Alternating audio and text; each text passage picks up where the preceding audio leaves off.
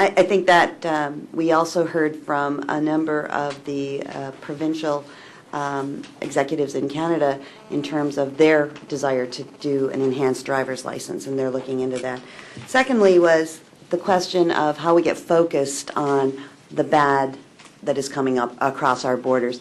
And I think that one of the points of WHTI and one of the conclusions is that by providing better, more qualified identity management, we will be able to get focused on those that intend to do us harm. It's kind of the needle in the haystack scenario, if you will. By having better documentation and identification, we get to move the hay faster and faster while we're getting very focused on that needle with a strong magnet. So thank you, Kathy. Next, Ann Barrett. Ms. Barrett is a native of Rhode Island and a graduate of the University of Rhode Island, where she received a master's degree. She began her career at the U.S. State Department in 1978 as a passport examiner at the Stamford Passport Agency in Connecticut, and later in Washington at the Washington Passport Office Agency. After working in the Office of Fraud Prevention Programs and Diplomatic Security, she returned to Passport Services as the Assistant Regional Director of the Boston Passport Agency. A little moving around, huh? In 2001, she became the director of the National Passport Center, the first passport mega center in the United States, and she was director of personnel, production, and management activities of over 180 federal and contract employees, and led the center to realize its design potential, producing 30% of all the passports in the United States. Prior to her current assignment, Ms. Barrett was the managing director for Passport Services, where she was the senior manager and direct supervisor of all passport production facilities and headquarters. Ms. Barrett received a Presidential Meritorious Rank Award in 2006 for her service as the managing director. Congratulations on that. Since March of 2007, Ann Barrett has been the Deputy Assistant Secretary for Passport Services, Bureau of Consular Affairs, and Department of State. She is responsible for the overall management of the Department's effort to adjudicate and produce passports for millions of American citizens each year. Ann?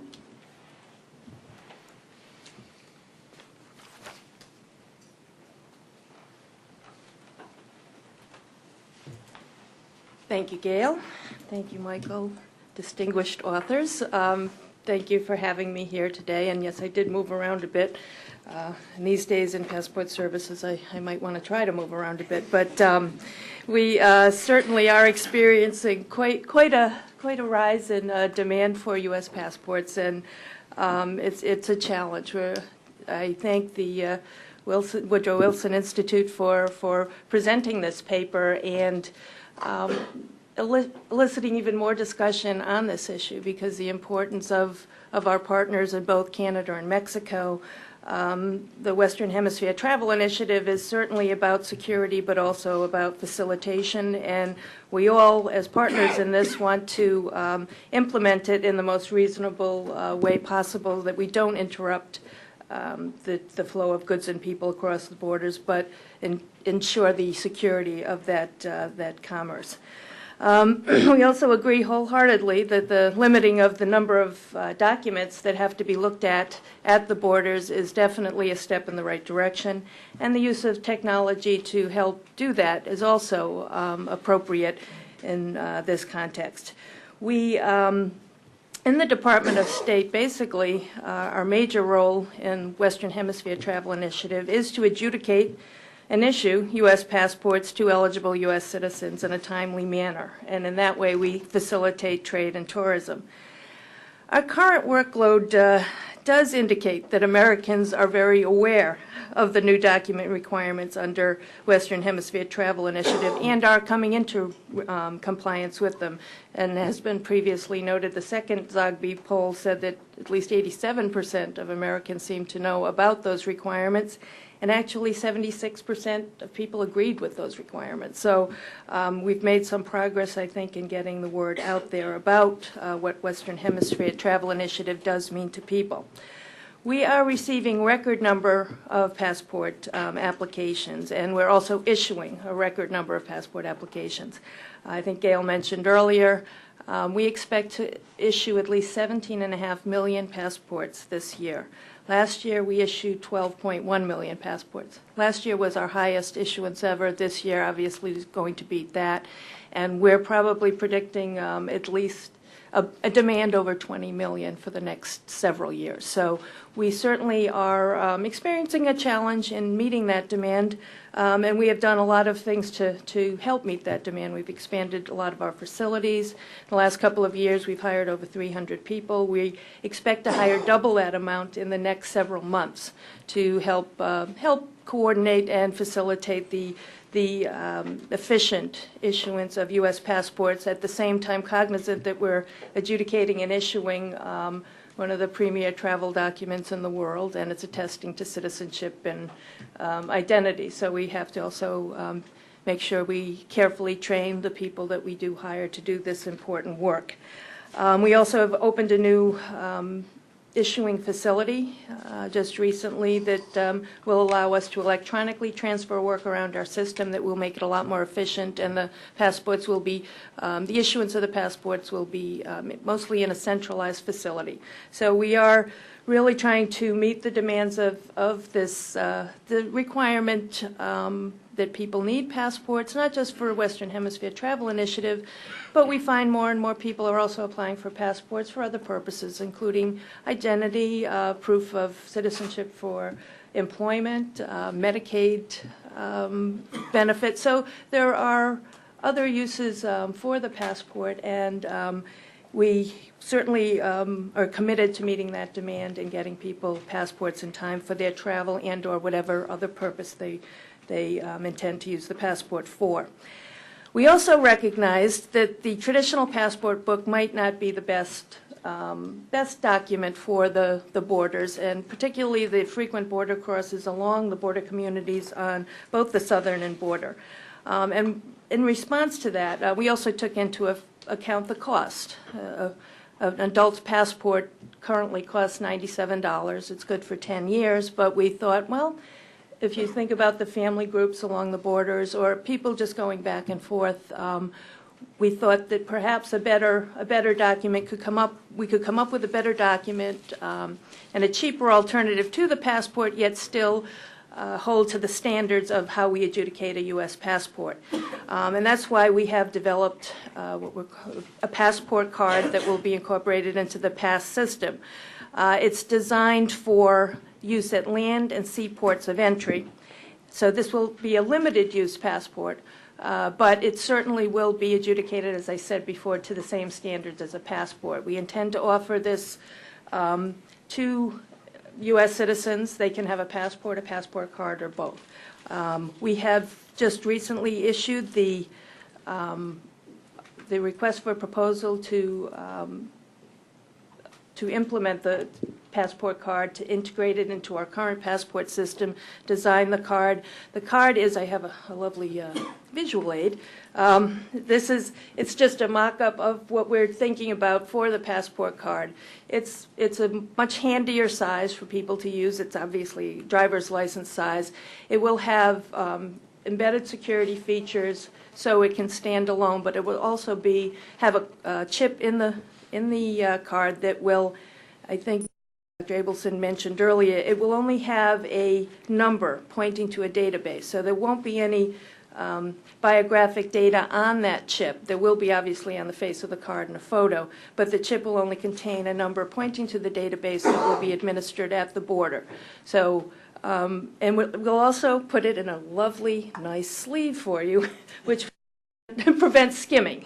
We'll probably, so while you keep the card in there, you can't excite the chip to get any information off it. So we are also, we have reduced the price. We're proposing that it's going to be $20 for an adult, and that will be good for 10 years. $10 for children, 5-year validity, just like the passport, plus the execution fee of $25, which is for the service that our acceptance agents do. There's 8,500 acceptance facilities around the country that accept passport applications on behalf of the State Department. They send those applications to our facilities to adjudicate and issue the passport. These are people in our post offices, clerks of court, and other state and municipal entities that accept that on our behalf. So in that way, we have points of service for people throughout the country. And we've expanded that network just in the past couple of years, particularly along the border. So people will have points of service right in their hometown where they can apply for passports to make this whole getting a document facilitate that and make it more efficient for, and obviously less expensive, because for an adult it will be basically $45, so more than half the price of the passport book itself. Again, limited use. You can use it to drive to Montreal, but you can't get on a plane and fly to France with it. So we will definitely be involved in a robust outreach program. People being confused about it. A passport will get you, it's globally interoperable. This card will be for use at the land and sea borders. It will contain the vicinity read, radio frequency identification chip, and also we, as Kathleen mentioned earlier, our border crossing card, which is basically a visa for Mexican citizens, will also, the next generation, include that technology. We want to address all the concerns for privacy advocates that the passport cards can, again, the sleeve we're using, and it only points to, it only has a number pointing to a database. We, for the e-passport, which we have a chip in, that's a proximity chip. We've locked that chip down because we do actually have biographic data in the chip. So that's why we have basic access control, ways to protect that information. We have just recently issued the RFP, and we have a robust implementation schedule, but we also have a robust testing schedule for the card. We want to make sure it does meet all the security needs and the privacy needs of U.S. citizens before issuing it. And we hope to issue this card sometime in the spring of '08. So we will move forward with that, and we believe that the process has been certified by the National Institute of Standards and Technology. The process of how we're going to make the chip and how we're going to test it. We also will issue a notice in the Federal Register when we are ready to begin issuing and accepting applications for this card, and have, as I said, an outreach campaign, particularly along the borders, because frankly that is the population that we're trying to target with this, and to make it as easy as possible for them to apply and get this document, and for facilitating travel at the borders by using this. I do think that the outreach program is very important, because some of our current demand for passports has been driven by some confusion about what is required. I did get a call from somebody that asked if they needed a passport to go to Rhode Island. I am from Rhode Island. I think maybe that's a good idea, but no. So there are some challenges out there, and but the more people that have documentation that is valid, is based on a secure and solid process, the less documentation the inspectors at borders have to look at. They can rely on the validity and the security of those documents, and it certainly will facilitate travel.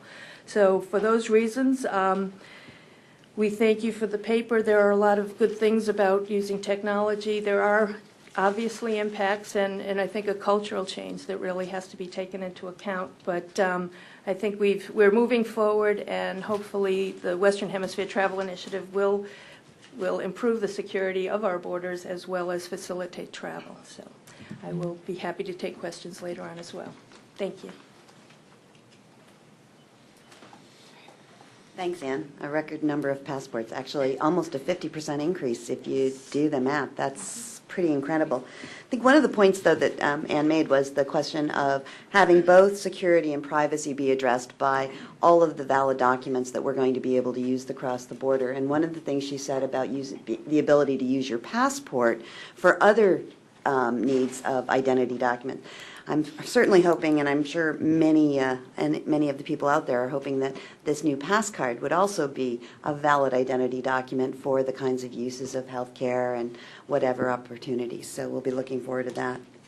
And last but not least on our panel is Susan Ginsburg. And Susan is a senior visiting policy analyst at the Migration Policy Institute, focusing on security issues surrounding human mobility. She serves on the Secure Border Open Doors Advisory Committee, a private sector group established by the Secretary of State, Condoleezza Rice, and Secretary of Homeland Security, Michael Chertoff, to provide advice on border-related issues to the Homeland Security Advisory Council. As a senior counsel on the staff of the National Commission of the 9/11 Commission, she served as team leader for the Border Security Team. Ms. Ginsburg has twice served as Senior Federal Policy Advisor on law enforcement matters, as Chief of Staff and Senior Advisor to the Undersecretary for Enforcement, overseeing Customs Service, the Secret Service, and the Bureau of Alcohol, Tobacco, and Firearms, the Federal Law Enforcement Training Center, the Financial Crimes Enforcement Network, and the Office of Foreign Assets Control at the Department of Treasury from 1994 to 2001. As Special Assistant at the Department of State's Bureau of Narcotics and Law Enforcement from 79 to 81. She was also Director for Safety and Health at the Professional Drivers Council, a public interest and labor organization group in Washington, D.C., and she was a legislative assistant to the Honorable James H. Shower of New York. Ms. Ginsburg is a member of the D.C. Bar Association, and as an attorney, she has worked in the litigation departments at different private law firms. She has also served as a law clerk in the United States Courts of Appeal for the Third Circuit. Ms. Ginsburg is a noted author. She received her JD from the University of Pennsylvania Law School and graduated cum laude from Bryn Mawr College. Susan?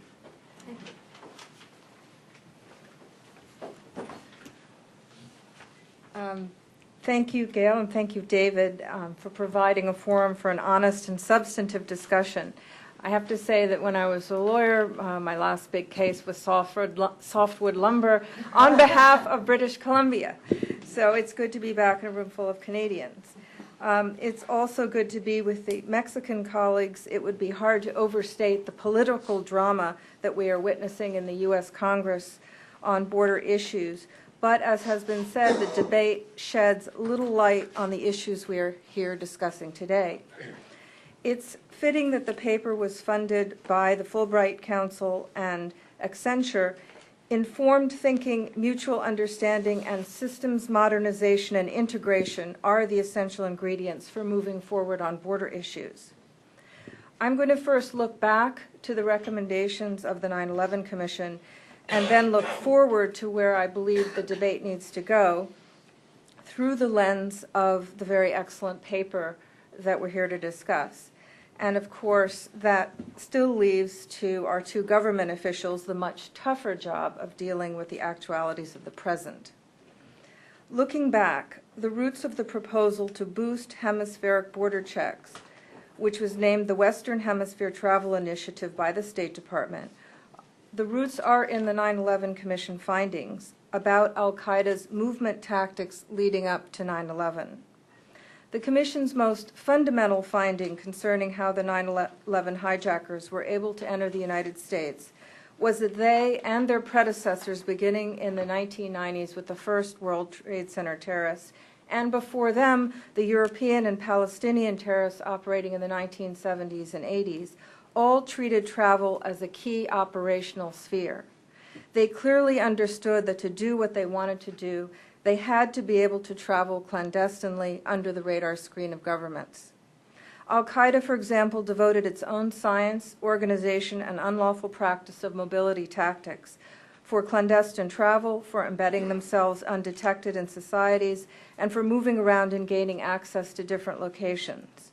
Terrorist travel operations involved the acquisition and adulteration of passports, the choice and acquisition of certain national visas, particular modes of transport and travel facilitators, choice of people of different national origins to take different routes and go certain places, selection of routes through particular countries, such as through Iran to get to and from Afghanistan, and the acquisition of immigration documents, driver's licenses, and airline tickets on the illegal market, among other elements.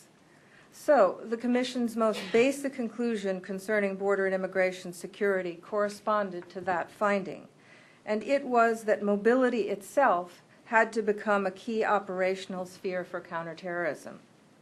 Governments must develop systematic knowledge of the full range of terrorist travel tactics and then operationalize mobility countermeasures. How do we enable the millions of legitimate travelers to move around unimpeded while optimizing the ability to detect among them the very few people who present lethal threats?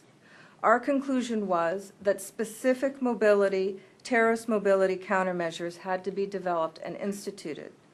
And among the most important arenas that offer a lawful, legitimate opportunity, and most people believe, an obligation to institute these measures, to check an individual's bona fides, and to prevent and deter illicit mobilities are border points. The Commission also concluded that to develop effective terrorist travel countermeasures, the United States had to work closely with other governments in countries from, through, or to which terrorists were traveling, and with the transportation and travel sectors.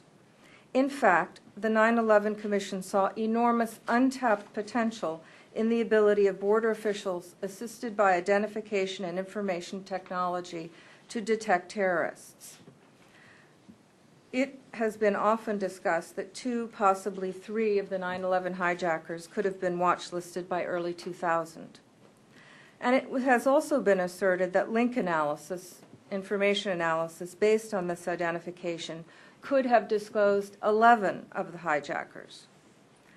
We determined that 15 out of the 19 were subject to identification as extremists or members of Al-Qaeda solely through analysis of their travel documents, excluding prior watch listing.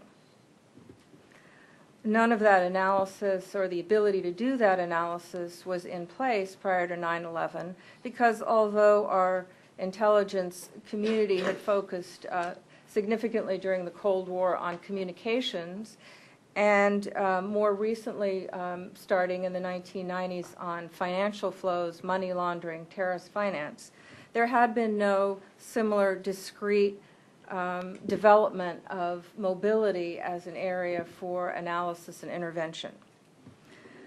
You are by now familiar with some of the specific recommendations that followed from this conclusion: to strengthen U.S. birth certificates and driver's licenses, to advance international travel document standards, including biometrics, through international standard setting, to work with other countries toward real-time verification of traveler bona fides, to develop information about terrorist travel to inform visa and border regulations and adjudications, and to apply these methods in a coordinated, integrated, and technologically assisted way at border and access points, at entry and exit points, including at U.S. borders, and in interaction with state and local officers, and at the same time to accommodate the requirements of frequent and trusted travelers and of border communities.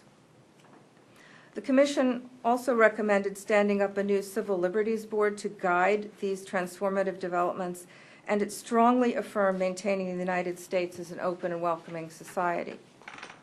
Anything that can be compressed and recited that quickly is at a level of abstraction somewhat remote from real-life problems.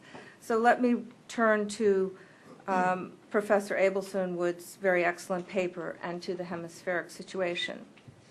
The professors essentially ask whether the WHTI places our border management systems at risk of failing to properly balance the imperatives of security and of ensuring economic opportunity, not only trade, but the benefits of unfettered human interaction back and forth across borders that we now enjoy.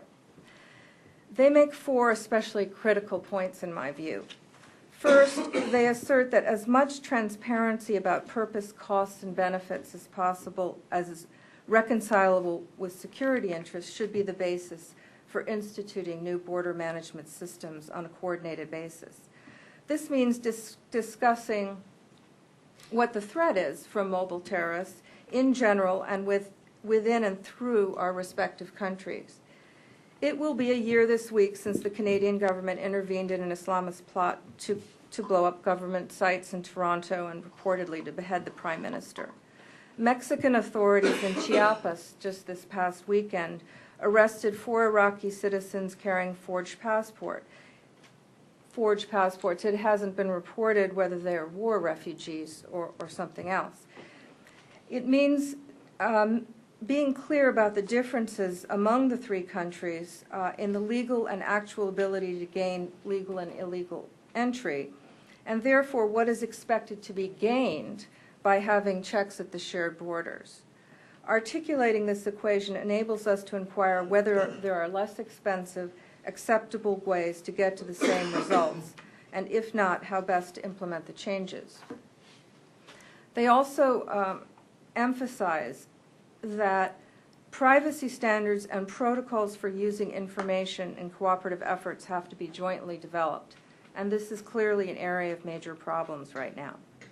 Third, investment in border infrastructure has to be a budgetary priority, and I would include also the personnel needed to apply and enforce laws relating to our border and immigration systems. So if we're ramping up by hundreds of people to issue double the number of passports, what is happening in our ability to detect fraud in the issuance of those passports? Are we ramping up our fraud resources, our investigators, our ability to detect fraud using algorithms and technology in an equivalent manner? Fourth, innovative technology is a key component of meeting the challenge of reconciling the need for information about people entering our countries while protecting their privacy and advancing economic opportunities. In effect, the paper concludes that the biggest challenge right now is developing consensus on legal frameworks and the technology that are appropriate for the acquisition, retention, sharing, and application of intelligence and information that will facilitate rapid mobility across borders while also assisting in identifying mobile terrorists, criminals, and other violators of laws. I fully agree that this is the major challenge right now, and I would like to add 2 points to that insight. First, the rules of the road are not hemispheric. They're going to be international. The terms and technology for the use of intelligence at border and access points, for the insertion of information analysis into border adjudications and into law enforcement operations, and for the design of border and related information architecture, these are challenges that we in our hemisphere share with European countries, with Australia, with New Zealand, with Japan, and many other democratic states. And when we think about how to design rapid, effective border crossing mechanisms, we have to strive for a larger network of sharing and checking, for universality and interoperability, and that will also reduce costs. We are right now not only failing to set a practical standard among ourselves in many arenas, but we're collectively at risk of falling behind many other countries in finding innovative solutions to border management. Reference has been made to cultural attitudes and cultural change.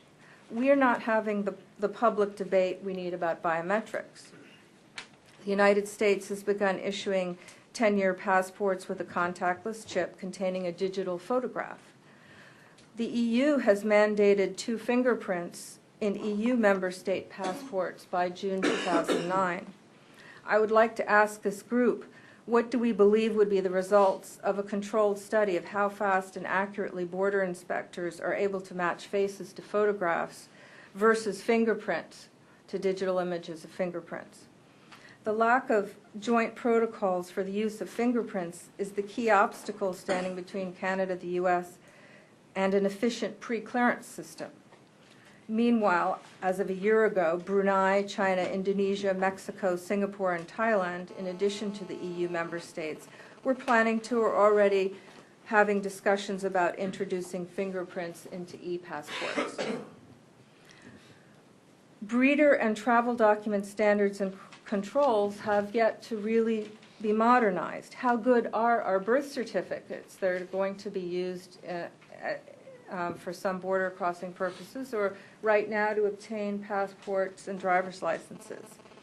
We have in the 9/11 legislation, there was a call for a strengthened birth certificate process and that those regulations have yet to be issued. Mexico has a very dispersed passport issuance system that prevents the monitoring easily of lost and stolen passports. There is a reluctance to embrace RFID technology based on privacy concerns. But how good are driver's licenses that use barcode technology rather than adopting the more flexible and capacious RFID technology?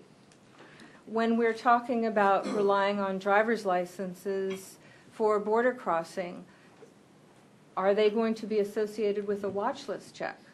When you get a passport or a pass card, there's a check against the terrorist watch list. When we get driver's licenses, there isn't. Is this appropriate ID for crossing the border, and how do we deal with that issue? We probably are not having the debate we need about how we are and should use information analysis technology generally. Unresolved privacy concerns have stalled the introduction of secure flight, a domestic airline passenger security system, and travel document scrutiny itself is not automated. How do we share information on lost and stolen passports? To what analysis do we subject passports among friendly countries? These are all issues that are not well debated, are not clearly debated, and in calling for the public debate and public information, I believe these technology and information analytic issues are the key issues that we're going to have to confront. So I believe the paper very much sets up the right debate, and that having debate about privacy, about citizens' rights and redress, the budget for these systems, and their actual uses is a debate that we have to have internally in each of our countries, among the 3 states, in transatlantic fora and well beyond, because these technologies are critical to securing and facilitating human mobility and trade.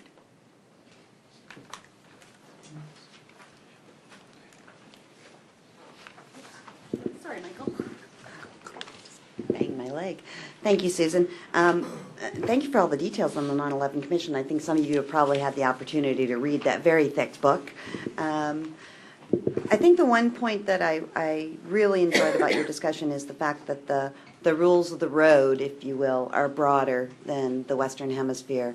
And what we are seeing around the world globally is, in fact, that the same standards that we're trying to establish here through WHTI are standards that have to be initiated with all of our foreign partners around the world. So now we're at the point where we will open it up for your questions to our panel. Love to hear what you would like to hear about or ask questions of. I know you're not that quiet a group. There's a microphone on its way to you. Please introduce yourself to the panel before you ask your question. Cynthia Wallach from the Fulbright Program here in Washington. Just a question that has probably occurred to a number of people. The security of the database to which the number in the chip refers. Could someone address that? Certainly, I'd be happy to. As was noted by others, the passport card, the enhanced driver's licenses, our existing trusted travel program documents actually will just have the number that refers back to what is a DHS database with data that's shared from the Department of State or that is obtained from the state that's issuing the enhanced driver's license. And it is, within the DHS firewall, has all the protections that are required under FSMA and other federal laws, and is obviously well protected under the Privacy Act as well, because it does contain personally identifiable information and is wholly protected from that standpoint. So it's only accessed, for those border crossing purposes and to do a quick watch list check and wants and warrants check when an individual is crossing the border. So it is definitely protected, and I think that's a good point, as we've talked about here, about there are features that you would put in a document to do the best you can to make the document itself tamper-resistant and more secure. But what we have been finding in the direction we're moving in is that verification back to the source of the issuance of the document and that information is actually, generally speaking, an even better practice for the security of the information. And that's the direction we're moving in. Thanks, Kathy. We have two questions. First the gentleman, and then there's a lady in the back. Hi, I'm Jim McHugh from the Center for North American Studies at American University. A two-part question. Number one of the issues that has been raised is that no matter how much you do in terms of strengthening the border crossings, a border as long and as broad as the U.S.-Canadian border just cannot be kept completely secure. And if terrorists really want to get across, just as if undocumented workers want to get across, they'll get across, and that therefore the long-term implication of this is that it will more effectively shut down business than it will shut down terrorists. And so there's that concern that's been raised. Secondly, the timing of the implementation. I know that originally the date had been set for January 2008. I also understand Congress extended the deadline to July 2007, or 2009 rather, sorry, 2009. And that one of the implications of extending the deadline to July 2009 is really to allow the next administration, which is only a year and a half away, to be able to address this issue as well and not to be handcuffed by the previous administration's regulations in this area, particularly because the next administration most likely will have a different approach to national security issues and will want to weigh in on that. So those are two, I know, somewhat different issues, but I was wondering if the panel could address them. On the first point, I think, obviously there's a valid point to saying that, why are you closing this gap when another one remains? And I think the answer back is a multi-pronged approach. We are absolutely dealing with the security of the border in a holistic sense, not just land, obviously, but land, air, sea, in between ports of entry, at the ports of entry. So you do have to address all of those things in making the trade-offs and decisions on where the investment goes. But we have, of course, a major investment in the Secure Border Initiative of security in between the ports of entry. And so again, what we're trying to do here is address it across the board. Yes, certainly as you impose more strict document requirements at ports of entry, you're hoping that deters them from coming through a legitimate means and forcing them to less legitimate means of trying to enter the U.S. and we're doing things such as sensors and UAVs and other surveillance technologies to use that with a mix of Border Patrol, increase in agents, and other ways to, again, cover that vast border that you recognize. So it is a multi-pronged approach. We are looking at all of those things, and it's raising the bar across the board. On the second point that you raised, which was the implementation timeline, we have the opportunity to implement WHTI as early as January 2008. Congress made that very clear in the discussion over the June 2009 deadline, and it was laid out in statute what the issues were that they were most concerned about that needed to be addressed by the Departments of State, the Department of Homeland Security, before we would fully implement WHTI. And so we are systematically going through each of those requirements and meeting them. Most notably, the NIST certification of the technology was achieved just earlier this month. And that was perceived by many to be a significant hurdle, but I think, again, we've been systematically going through what all the requirements are. So our goal is to close what is a well-known security gap. It's to implement a statute that is, again, well recognized as imperative to the security of the United States, and I think to the enhanced security at our shared borders. So for all of those reasons, it's certainly something we intend to implement responsibly as soon as we can. And one of the things you said earlier, Kathy, was that outreach is incredibly important. And that might be a point for the outreach program, is that it can occur as soon as January of 2008 if we meet all of those guidelines. Anybody? Don? Jim, I was just going to add that, I'm not entirely convinced that when the administration changes that there's going to be a major reversal in policy. I can't imagine people standing up in Congress saying limiting the number of documents that should be used at the borders is a bad thing. So although there might be a change of tactics, I can't imagine under what set of circumstances policymakers on Capitol Hill or in the White House would say, WHTI is a terrible thing. Let's go back to the way things were, the good old days. Again, I think that the tactics could change, but I think the overall policy thrust will remain intact. In the back. Maclean's, the Canadian News Weekly. I have two questions. First of all, there was a lot of talk about the need for infrastructure to make this go smoothly. Could someone detail in a little more concretely what infrastructure is going to be built that we know of? We talked about RFI readers at 39 crossings. In terms of people have talked about extra lanes, more capacity at secondary. Is that planned? Is that underway? Has anything been announced? Is there money for it? And secondly, the notion of fingerprints and passports, has that actually been discussed among the three countries? You talked about there not being a protocol as being an obstacle. I'm wondering if we could get a little more detail about what's actually happening on that issue. Thank you. I'd be happy to take the infrastructure question. And I guess we're going to hand it to Anne Yeah, I for was going the... to say, we'll leave the fingerprints to the academic discussion when it comes to U.S. citizens and Canadian citizens. But obviously we do take fingerprints of all other, for the most part, I shouldn't say all categorically, but just about all the other visitors to the United States through the U.S. Visit Program and through their visa applications overseas.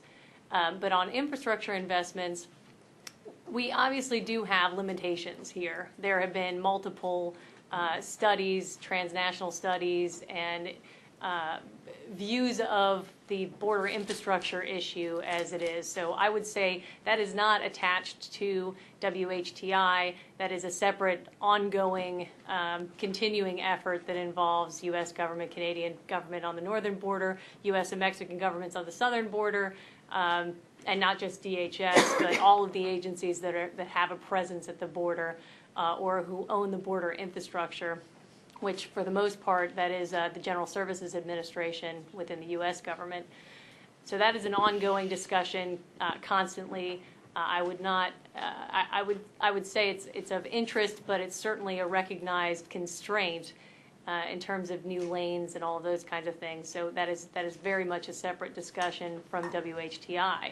But again, recognizing the reality of the infrastructure that we do have in terms of the number of lanes, there are many things that we're doing to address that. Most notably, as part of WHTI, is the deployment of RFID readers to the top 39 ports of entry, and that will be covering every lane.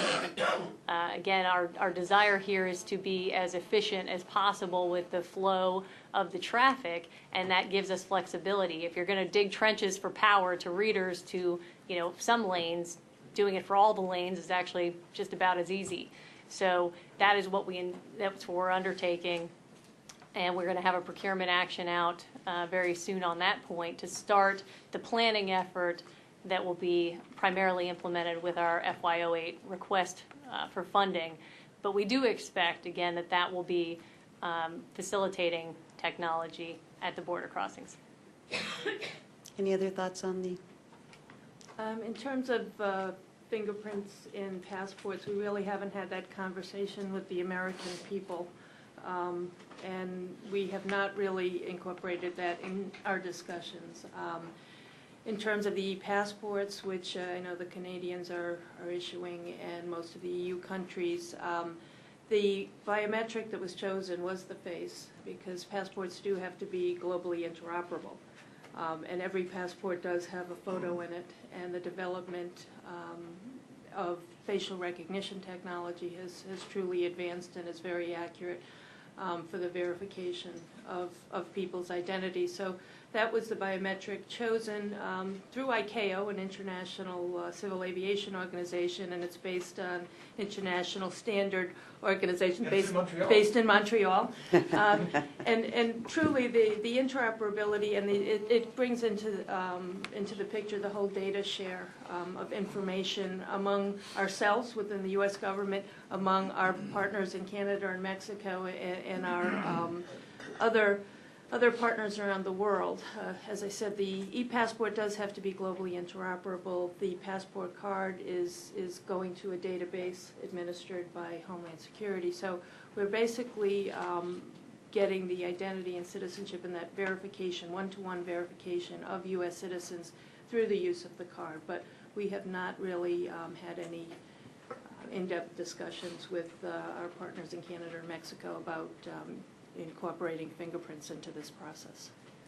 I'll just add that the ICAO standard chooses the face as the primary biometric, but has as backup biometrics fingerprints and iris scans. Yes. And that's why the EU has chosen to move ahead with fingerprints, which will conform to the ICAO standard, but give them a backup biometric or more capability, because it's a very young science and countries are still not sure what the best way to go is. There's a lot of experimentation with iris and fingerprints, and many countries are moving ahead with fingerprints within the ICAO standard to permit ultimately the kind of interoperability that is viewed as imperative. One of the things that we found in working globally on this issue and the dialogue that's happening is that this is a question of time and moving across the continuum. If you'll recall, 20 years ago, people did not like using ATMs. It was like, oh my goodness, I want to talk to somebody. And 10 years ago, we didn't like using our credit cards on the internet. And today, biometrics is the conversation and the dialogue that's happening about whether or not we're comfortable having our biometrics given. So I think it's something that over the continuum of time, it will continue to evolve. Any other thoughts? Yes, this young lady here. Right here in the blonde. Thank you. Appreciate the young lady comment, first of all. Marianne Rood, I represent the province of Manitoba in Washington, and I have a couple of comments and then two questions. I'm surprised, first of all, that in an academic forum there isn't some comment made about what WHTI means in terms of the Canada-U.S. relationship. In the post-9/11 atmosphere, we had the agreement on the Smart Border Accord and several other steps to indicate that the Canada-U.S. dialogue was very, very strong. And yet, following on that, we had WHTI, which was a unilateral measure. And then we've had other things occurring at the same time, like the imposition, or soon-to-be imposition, of APHIS fees. So in an academic context, something is changing. And, it's one thing at a government-to-government level or at a very senior level to have Canada and the U.S. confirming their commitment to shared security. I know Canada's very commitment to securing the borders. Manitoba's committed to working with the U.S. and securing the borders.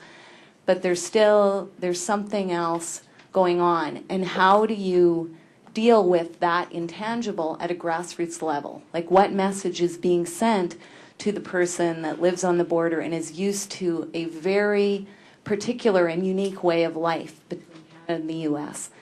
I recognize you've said there needs to be a change of culture and so on, but it's one thing to say that, and there's a whole other reality that's going on that should at least be part of an academic discussion and should certainly be impacting the very practical realities of the next 6 months. Second comment is, again, on security.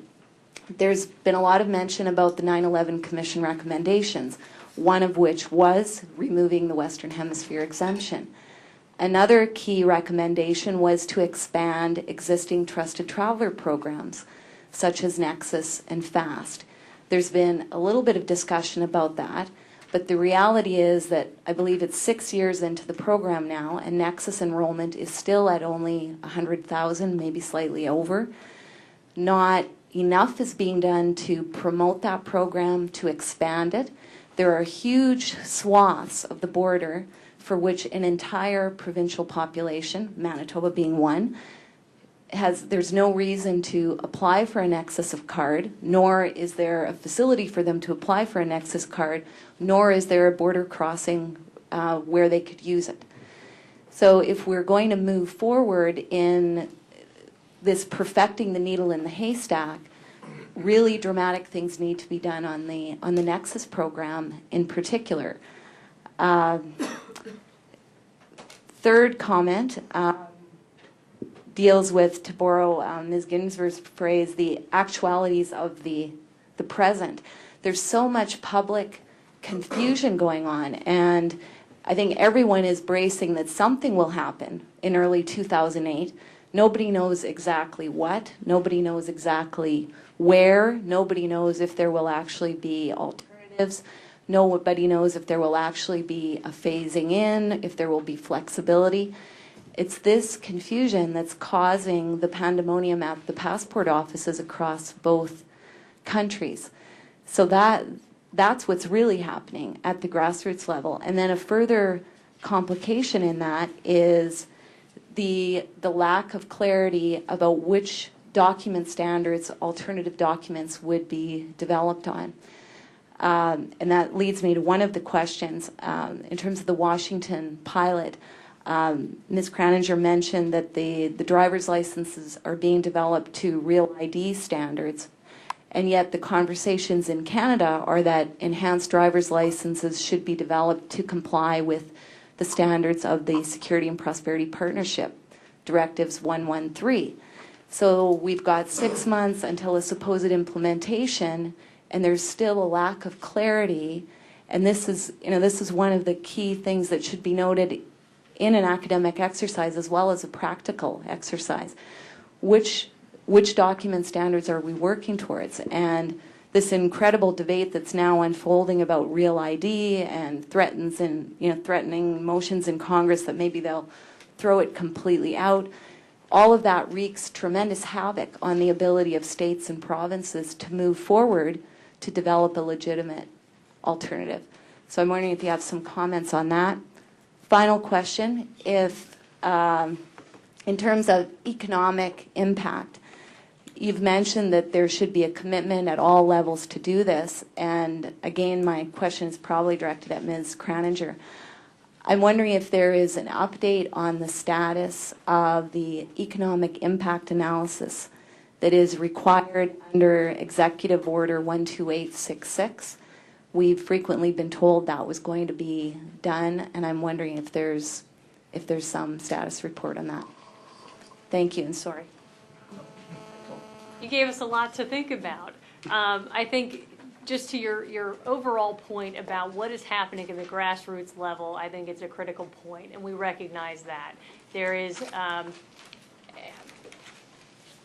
in the nature of the academic setting we're in, I'll just cut through it and say very honestly, the fact that the Canadian government was very concerned about the impact, the relationship that this would have, has been really saying, do we really want to do this? Is the U.S. government really going to do this? Maybe Congress will stop them. Maybe we'll go back to just the way things have always been. That kind of perspective is clearly what exacerbates confusion at the local level. So holding out to hope of things won't change. How do we address all of this? How do we, and certainly it's I'm not faulting anyone for acting in their interests or looking at this from a, at that standpoint and saying, what is this really going to mean? What do we want it to mean? How do we continue to influence it? But clearly that means that there are articles out there that talk about both sides of this, that confuse it, that call it a passport requirement for the land border, which it is not. So we have been doing our best. I think the State Department and the Department of Homeland Security have done extensive outreach, appearing at whatever conferences people are willing to have us at, and getting out there as much as we can. But clearly that kind of interest and message and confusion is in some people's interests. So that's something I just would want to lay on the table to say we are doing our best. We appreciate those that are adding to a responsible discussion here and debate and talking from the facts, but it's clearly confusing to people. And we expect, once the notice of proposed rulemaking comes out very soon, that includes the economic analysis that it is required by executive order that accompanies that rulemaking, all of those things will then, be much more publicly, we'll be able to point to that publicly. I will say, too, that we've put out a number of statements and official positions to start demonstrating to people the flexibility that we intend to use to implement at the land borders. So I go back to the announcement on children. Right. I go back to the discussions on our trusted traveler programs that we are working to expand, but recognize also that the requirements of those trusted traveler programs are not something that everyone wants to step up to. You are providing 10 fingerprints. You are undergoing a background check that's extensive. And so that is something that, is not something everyone wants to do, which is another reason why we're focusing on alternative documents and saying, what is a document that people would be willing to apply for and is easy for them to get, but recognizes baseline standards that we would want in a border crossing document. That's just the last point, and I'm sure others are going to have a lot to say, is on those document standards. We have had extensive conversations with the Canadian government to this point. We do talk to the states regularly, and more states are interested in pursuing this. We have thought, frankly, from a strategic standpoint, that the Canadian government was in a best position to work with the provinces to say what is a document that denotes Canadian citizenship. That's not for the U.S. government really to determine, but we are looking at what are best practices for issuing documents, and have given the Canadian government and some of the provinces that I've talked to the panoply of options. You do have as models the SBP 1.1.3, the Real ID NPRM that outlines a number of best practices, the Washington State memorandum that we've put out there. So we've said there are a number of things that you can do, and we're not going to say one size fits all, you must do this. We've given the Canadian government really a lot of options on how to get to a document that denotes identity and citizenship and would be acceptable to the U.S. government for witty purposes. If I could just add a few comments about your touching on discussions within an academic context and discussions within a policy-making context. Clearly the point of this exercise was to have an academic take on the WHTI, its ramifications, and the reactions that various governments have had to it. The issues that you've identified are not only real, they're vitally important about changing the culture of communities along the border.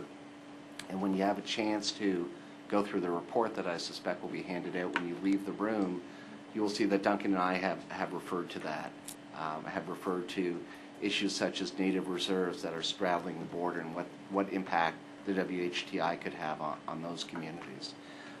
We've talked about concerns about identity. We've talked about concerns regarding, again, cross-border travel, and we've done that in an academic context. So I would encourage you to take a look at that. But even more important than the academic context is the policy-making context. How has this particular policy initiative played out? Why is there confusion? Why do the governments involved disagree on certain issues? One of the things we have to realize is whether we agree with WHT or not, and I think I pointed this out in my discussion, it is the sovereign right of the United States to determine who can enter its country and who cannot. That's not going to change. It's Canada's right to do the same thing with respect to our own borders. If we think the WHTI is going to disappear in a year or two, it's not. It's a new reality. It's going ahead, and that's not going to change. So the question then becomes, not only for academics, but policymakers in Canada and in Mexico, which is, now what? What are we going to do? Are we simply going to go along with this initiative, or are we going to try and influence the outcome of it? Are we going to try and impress upon our American counterparts why it's critically important to look at things like economic impact, social impact, and all the other things that we've discussed this morning? And I sense, and I've seen it firsthand, that that's what the policymaking community is trying to do. It's trying to point out that there are some fundamental differences, that there is a shared commitment to security and to prosperity. It's the very foundation of our relationship with the United States, but that they're critically important issues that need to be addressed, whether it's infrastructure, the impact on tourism, privacy. These are critically important issues that academics can engage in, and they should, but even more importantly, policymakers have to deal with on a day-to-day basis, because after all, academics aren't making the decisions, policymakers, elected officials are. So as much as I love to participate in discussions like this and to help frame the parameters of key debates, at the end of the day, I'm not making those decisions. Some of the people in this room are. And those are the people who have to interact with each other and make sure that the issues that are vitally important to them are made public and are discussed with their colleagues in other governments. If I could just add something here. I think it's a really, really important point that you've raised, the impact upon the bilateral relationship. Teaching Canadian studies in Mexico, we look to the bilateral relationship as a shining example of how to handle the United States and the lessons that can be learned. This is essentially the language that we use, and it's to say, what can we learn from how the Canadians deal with the U.S. to improve our relationship with America. And the comparison that you make with Smart Borders is the Smart Borders being a Canadian initiative was preempting, was anticipating U.S. needs, U.S. concerns, and it was much easier to handle in that way. With Western Hemisphere Travel Initiative being sort of put in place and then having to react, I think that, and speaking as an Englishman in Mexico, I guess I can say this, I'd say that Canada dropped the ball a little bit, I think, and at least for a short period of time. And that was then forced onto the back foot and onto a reactive position, and I think that hasn't been the best situation under which to work towards common standards and common perspectives on this. And once again, I think it serves once again as an example for the people I deal with down in Mexico, is to say this is what happens if you don't anticipate. This is the kind of thing that can happen if you don't react quickly enough or handle it in a diplomatically enough, I guess I would say. Kevin, did you have a question? Kevin, Sorry. Behind you. Hi, Kevin O'Shea with the Canadian Embassy. First of all, I'd like to thank the Fulbright for this excellent paper, the panel for the excellent paper, Woodrow Wilson for this excellent forum. Geez, that sounds like the Academy Awards. Also, a lot of our counterparts in the U.S. government who we work with on a daily basis. Just, I guess, just one point I'd like to make in terms of what I'd like to confirm a lot of things that Kathy has been saying in the sense that the Canadian government is working very closely with DHS in terms of the implementation of WHTI. We've been very pleased with the openness now in terms of looking at alternative documents.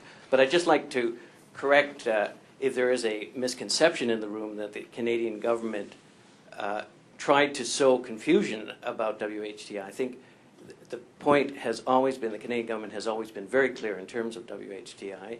We've recognized, we've understood the imperative underlying the WHTI. We have never questioned the Western Hemisphere Travel Initiative.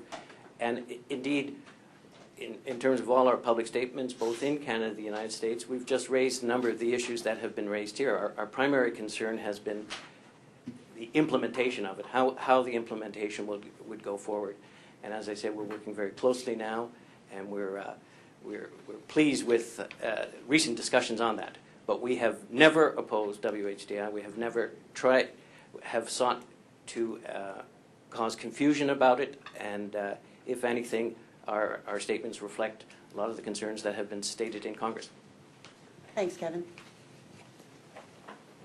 We're going to take probably 2 more questions, so I'm going to go to people that haven't had an opportunity to speak. That's all right? Hi, thank you. Sheldon Alberts with National Post and Canada-U.S. newspapers. Just on the issue of implementation again, if I could ask just a simple first question is, on the air rule, is there some leeway still being given to passengers? I know that after its implementation for a while, folks weren't being turned away if they didn't show up with a passport. And that leads to my second question, which is, I think Ms. Barrett said that the passport offices have been challenged. I'm wondering if perhaps overwhelmed isn't a better word. We've heard stories of people having their applications lost in the mail. In Canada, months before people have been able to get their passports. So in terms of the flexibility that will be allowed once this the land border implementation starts as early as next January, I'm wondering whether you're not a little bit worried about mass confusion, even on the U.S. side, since by Ms. Barrett's own admission, the passport card won't even be available until the spring of 2008. And does it not promote confusion to say that you're going to begin as early as January when, by your own admission, some of the documentation won't even be ready for